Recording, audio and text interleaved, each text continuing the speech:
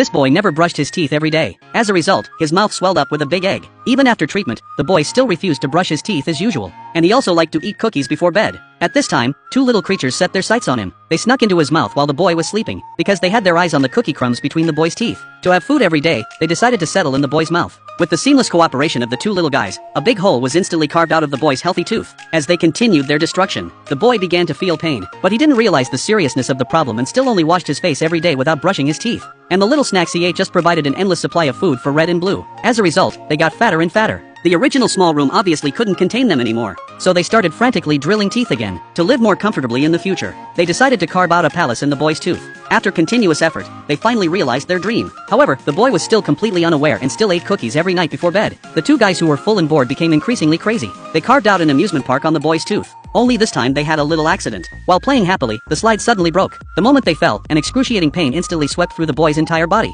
The next second, another big egg swelled up on his face. This naturally led to a round of mockery from classmates. Even though the boy applied ointment, the bone-chilling pain still didn't subside. It turned out the two unfortunate little guys who fell were throwing a party right in their palace. The more they jumped, the more pain the boy felt. This lesson was enough to make him remember. Finally, he decided to start brushing his teeth seriously. Sure enough, this trick worked. Red and Blue were very afraid of the taste of toothpaste, but they had already prepared themselves. In the end, they quickly hid in the shelter they had found earlier. The pain in his mouth persisted. The boy also realized the problem wasn't solved. Helplessly, he had to go to the hospital for help. With the help of equipment, the doctor quickly discovered them. Then he attacked them with a high-speed handheld drill. Red and Blue were so scared they ran for their lives. They thought they were safe when they escaped to the bedroom. Little did they know the doctor's drill bit appeared the next second. In desperation, they fought back directly, but they were no match for the drill bit at all. In the end, they could only flee in panic. But soon the doctor's medication blocked their way. It was too late to turn back. Finally, they could only be swallowed by the medication. At this time, the boy only needed to cooperate with a mouthful of mouthwash to spit them out. But when they came out, they weren't dead but flowed down the drain into the big river. Although they couldn't stay here anymore,